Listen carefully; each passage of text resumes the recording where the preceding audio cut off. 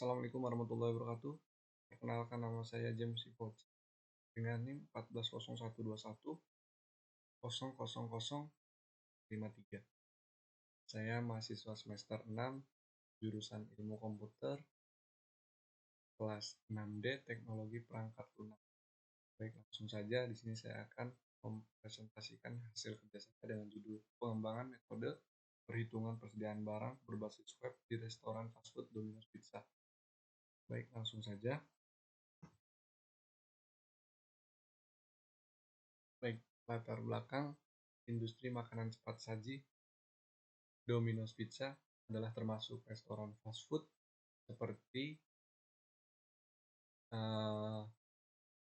Domino's Pizza menuntut manajemen persediaan barang yang efisien, akurat, guna menjaga kelancaran operasional.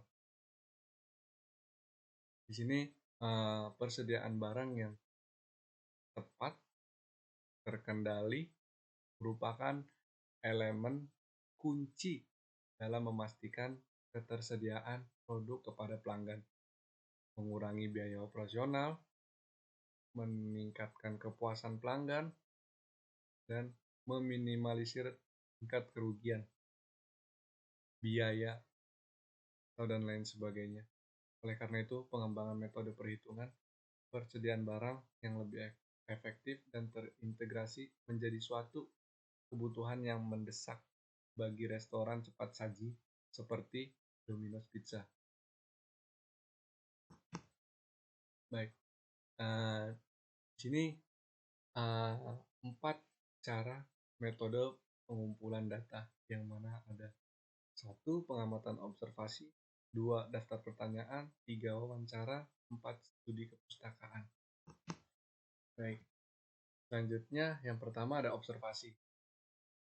Jadi berikut adalah tampilan flowchart pengembangan metode perhitungan persediaan barang, yang mana langkah pertama yaitu adalah identifikasi kebutuhan, analisis proses yang ada, perancang sistem, pengembangan prototipe, pengujian, implementasi, pelatihan staf, evaluasi, dan pemeliharaan. Mungkin seperti itu. Yang kedua, ada daftar pertanyaan. Berikut adalah daftar pertanyaan yang saya ingin tanyakan kepada PIC toko atau juga bisa disebut kepala toko. Yang mana yang pertama, sebagai PIC toko, apa yang jadi perhatian utama Anda soal persediaan di Domino's Pizza? Yang kedua, bagaimana menurut Anda sistem baru ini bisa bantu atasi masalah ini? Yang ketiga, apa tantangan terbesar yang Anda duga akan muncul dengan penerapan metode baru ini? Yang keempat, bagaimana rencana Anda melibatkan staf profesional dalam hal ini? Yang kelima, adakah kekhawatiran Anda tentang bagaimana staf operasional akan terima sistem baru ini? Selanjutnya, analisa masalah. Di sini analisa masalah kita menggunakan siapa, kapan, bagaimana, dan apa. Siapa itu adalah siapa tim pengembang perangkat lunak manajemen Domino's Pizza. Yang kedua ada kapan, perlu jangka waktu realistis dan prioritas bisnis yang jelas. Yang ketiga ada bagaimana, proses pengembangan perangkat lunak dengan fokus pada integrasi sistem, keamanan data, dan kolaborasi tim yang efektif. Yang terakhir ada apa, tantangan dalam ketepatan perhitungan persediaan, integrasi dengan sistem yang ada, dan perlunya keamanan data yang kuat. Yang ketiga ada wawancara.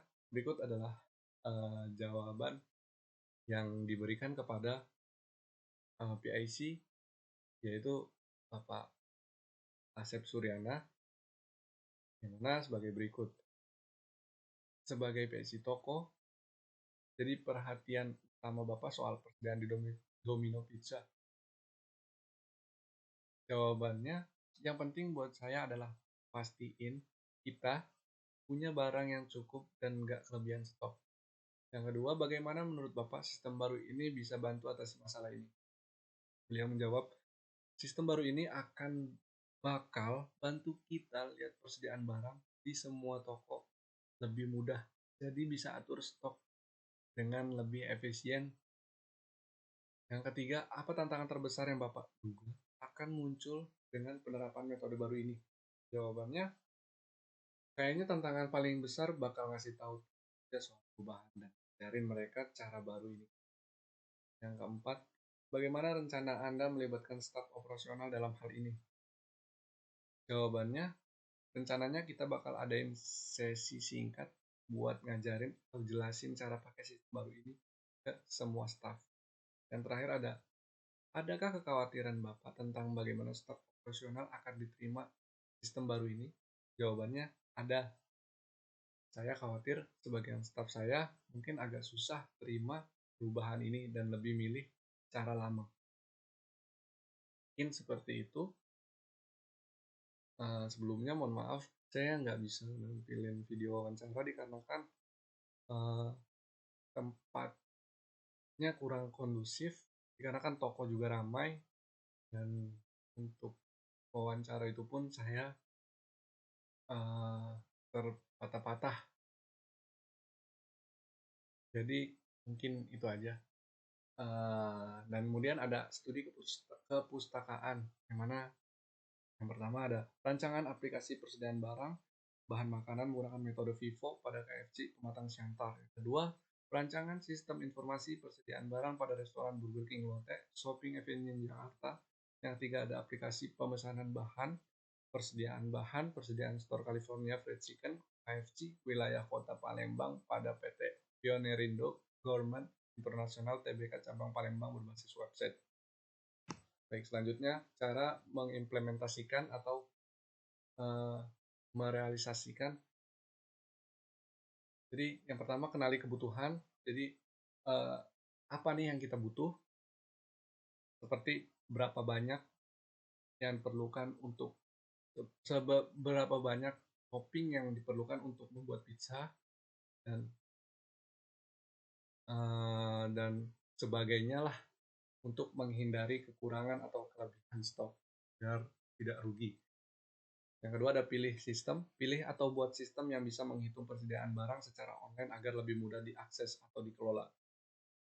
Yang ketiga, sambungkan dengan komputer. Pastikan sistem ini bisa terhubung dengan komputer dan alat lainnya yang digunakan di Domino's Pizza. Yang keempat, latih karyawan. Ajarkan karyawan cara menggunakan sistem baru ini agar mereka bisa mengelola persediaan dengan baik. Yang kelima, pantau dan evaluasi.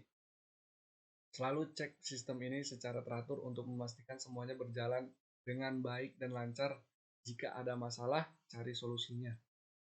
Yang terakhir ada perbaiki secara terus-menerus. Lakukan perbaikan atau peningkatan sesuai kebutuhan agar sistem ini selalu berfungsi dengan baik dan membantu Domino's Pizza berjalan dengan lebih efisien.